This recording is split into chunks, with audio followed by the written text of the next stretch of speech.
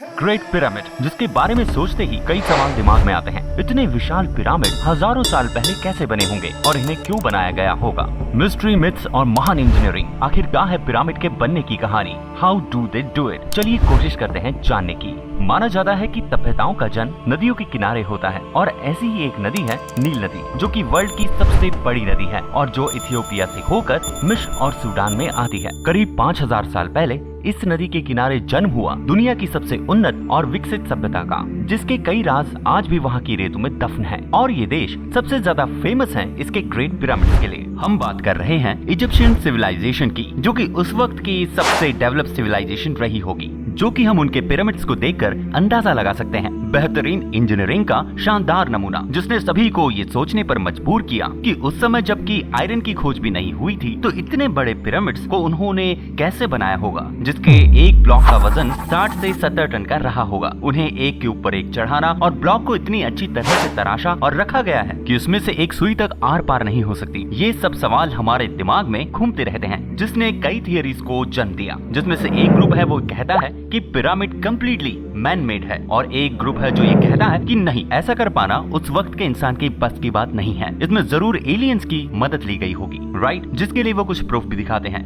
जैसे इस फोटो में आप देख सकते हैं कि एक एलियन यूएफओ जैसी ड्राइंग आपको दिखाई देगी। पिरामिड को बनाने में 23 लाख पत्थरों का यूज हुआ था। इसे बनाने में 23 साल लगे थे, और इतना बड़ा कंस्ट्रक्शन उन्होंने इतनी जल्दी कैसे बना लिया होगा? तो कुछ लोगों का ऐसा मानना है कि पिरामिड को बनाने का काम रात में भी होता था, क्योंकि उनके पास इलेक्ट्रिक लाइट बल्ब भी थे। दरअसल इजिप्ट के भगवान को समर्पित एक मंदिर, जिसका नाम डेनेरालाइट टेम्पल है, ये मंदिर आधा जमीन में दबा हुआ था, मगर जब 1885 में इस मंदिर को खुदाई करके पूरी तरीके से बाहर निकाला गया, तब जो सबके सामने आया वो सबको हैरान कर देने वाला था। उस मंदिर में एक ऐसी ड्राइंग मिली है जो कि हूबहू आज के मॉडर्न बल्ब जैसी दिखाई देती है, जिसे डेनेरालाइट कहा गया। इतना जरूर याद रखिए कि यह आकृति 4000 साल पहले बनाई गई थी। उस समय लोगों को बिजली से जलता हुआ बल्ब के विषय में ज्ञान कहां से आया होगा? कुछ साइंटिस्ट थियरी देते हैं कि उस समय के लोगों के पास इलेक्ट्रिसिटी भी थी और बिजली से चलने वाली लाइट्स भी। दरअसल ये एक बल्ब की आकृति है, जिसमें सांप दिखाई देता है और जो कि बल्ब के फिलामेंट को दर्शाता है, जैसा कि बल्ब में होता है। पीछे एक मेटल सॉकेट है, जिससे कि एक तार बाहर जा रही है और वो किसी चीज से कनेक्ट है, जिसका मतलब ये निकाला गया कि प्राचीन मिस्र के लोग लाइट बल्ब का यूज करते थे और तब उन्होंने इलेक्ट्रिसिटी भी खोज ली थी। लेकिन दूसरी तरफ कुछ रिसर्चर्स मानते हैं कि ये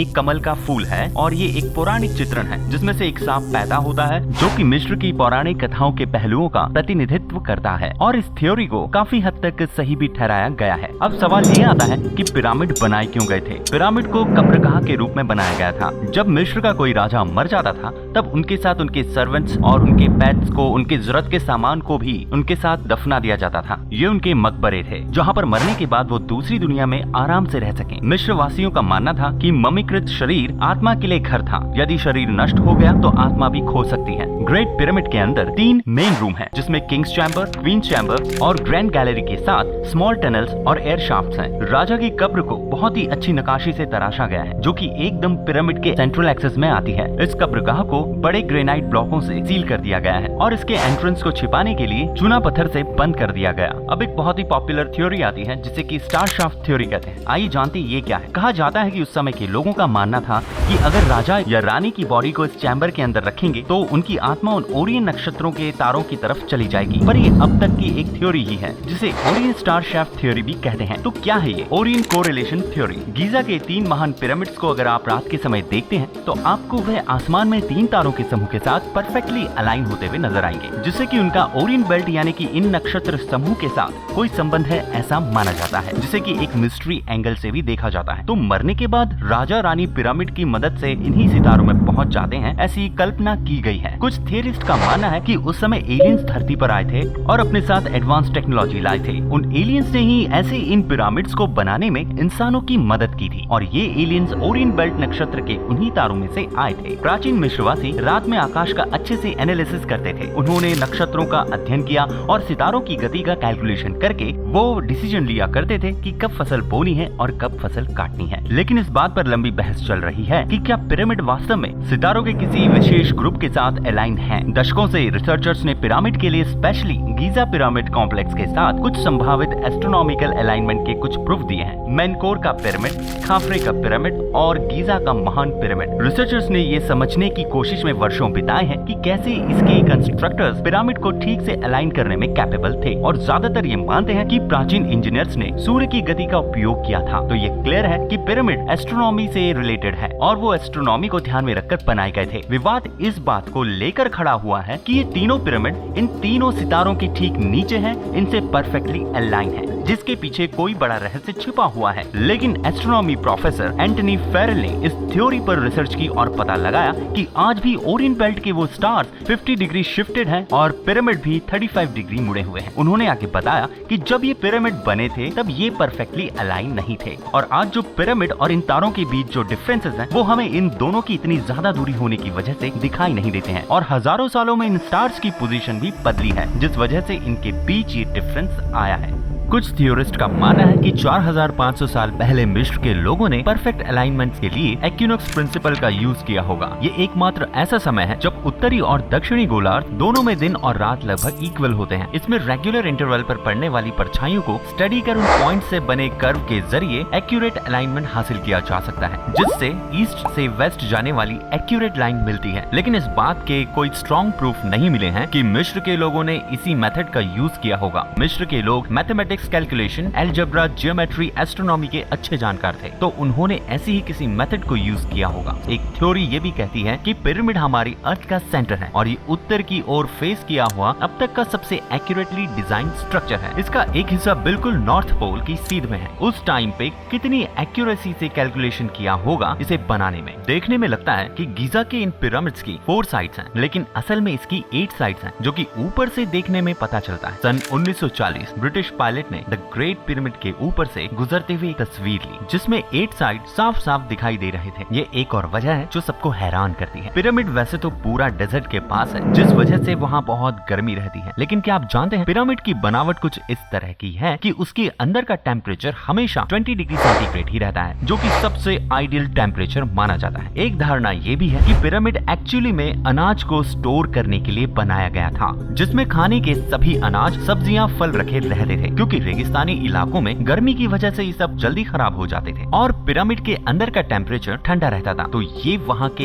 एसी का काम करता था, जिसमें कि लॉन्ग टर्म के लिए अनाज, सब्जियां, फल स्टोर की जा सकती थी। लेकिन इसमें मिली खबरें ये बात प्रूफ करती हैं कि ये एक मकबरे के रूप में ही तैयार किया गया था, जो कि हम आगे बता चुके हैं। और चौंकाने वाली बात ये है कि अब तक इन पिरामिड्स में एक भी मम्मी नहीं मिली। जब पिरामिड्स को खोजा गया तब अंदर के सारे टूम्स खाली थे। ऐसा शायद इसलिए भी क्योंकि जब किसी राजा को दफनाया जाता था तो उसके साथ बहुत सारा धन, सोना, चांदी, राजा के यूज में आने वाली सभी चीजों को उसके साथ दफना दिया जाता था। तो हजारों सालों के सफर में कई लुटेरों द्वारा इसे लूटा गया है, जिस वजह से कब्रों को और पिरामिड्स को नुकसान पहुंचा होगा। द ग्रेट स्फिंक्स पिरामिड के साथ बनी हुई ये एक प्राचीन बनावट है, जिसका चेहरा तो इंसान का है लेकिन शरीर किसी जानवर का। सालों तक ये रेत के नीचे दफन था। साल 1900 में रेत के नीचे दबा हुआ ये पाया गया। इस ग्रेट स्फिंक्स को सिर्फ एक ही विशाल पत्थर से बनाया गया था। कहा जाता है कि इसका चेहरा राजा खाफरे का है और नीचे की बॉडी शेर की। इस चीज के अंदर 2 खाली जगह भी मौजूद है। टाइम के साथ इसमें बहुत से बदलाव आए। इस चीज को क्यों और किस लिए बनाया गया था ये अब तक किसी को भी पता नहीं है, लेकिन ऐसा माना जाता है कि फेरो खाफरे की रक्षा के लिए इसे बनाया गया। ऐसा माना जाता है कि स्टैचू के नीचे सुरंगों का जाल है और जिस वजह से यह अज्यूम किया जा रहा है कि इसमें कोई खजाना हो सकता है। अच्छा, लेकिन सवाल ये उठता है, इतने विशाल पिरामिड्स को बनाने के लिए इतने भारी पत्थर कंस्ट्रक्शन साइट पे कैसे पहुंचे होंगे? तो रिसर्च ये बताती है कि कैसे इजिप्शियंस ने 2600 ईसा पूर्व में फेरो खुफू के मकबरे को बनाने के लिए 2.5 मिलियन लाइमस्टोन, ग्रेनाइट जैसे पत्थरों को ट्रांसपोर्ट किया होगा। इस काम के लिए फेरो ने बेहतरीन आर्किटेक्ट और इंजीनियर्स को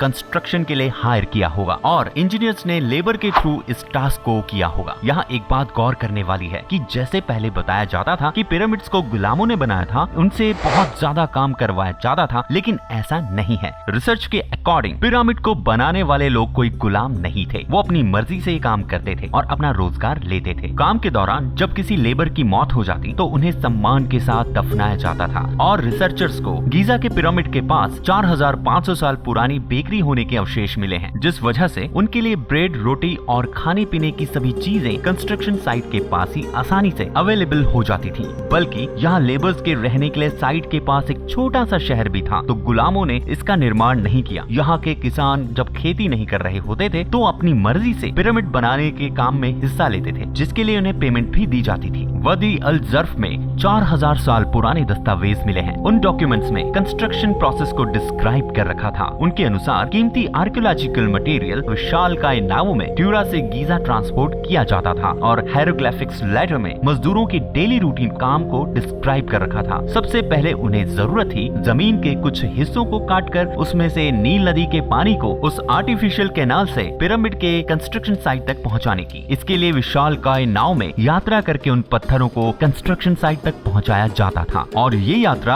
अप्रोक्सीमेटली 3 दिनों की होती थी। और रिसर्चर्स को कुछ बोट्स भी मिली हैं और एक जगह शिप कंस्ट्रक्शन प्रोसेस भी देखने को मिलती है। इससे अंदाजा लगाया जा सकता है कि उन्हें बोट बनाने का भी अच्छा खासा नॉलेज रहा होगा। लेकिन बिना पहिए के और उस समय जब कॉपर के ही टूल हुआ करते थे तब ये काम कैसे संभव हो पाया होगा। रैंप सिद्धांत, और ये सबसे ज्यादा सही माना जाने वाला सिद्धांत है। पिरामिड हजारों श्रमिकों द्वारा बनाए गए थे। रस्सियों और स्लेट्स के साथ पत्थर पूरे रेगिस्तान में खींचे गए थे। उन्होंने घर्षण को कम करने के लिए रेत को गीला कर दिया था। गीली रेत ने पत्थरों को खींचने में बहुत आसानी कर दी थी। ऐसा हमें कई पत्थरों पर ड्रॉ किया हुआ दिखता है। उन्होंने एक बहुत लंबी रैंप बनाकर कुछ लकड़ियों के पिलर उसमें गाड़ दिए। रस्सियों की मदद से इन ब्लॉक्स को ऊपर खींचा गया होगा और इन भारी ब्लॉक्स को एक के ऊपर एक चढ़ाने के लिए एक मजबूत ऊंचा बेस तैयार किया होगा और उस पर एक मजबूत लकड़ी को रखा होगा, फिर उसे क्रेन जैसा इस्तेमाल किया होगा इन ब्लॉक्स को चढ़ाने के लिए। ऐसे ही कई सारे सिद्धांत समय समय पर थियोरिस्ट रिसर्चर्स द्वारा दिए जाते हैं, लेकिन एलियन ने इन्हें बनाने में मदद की है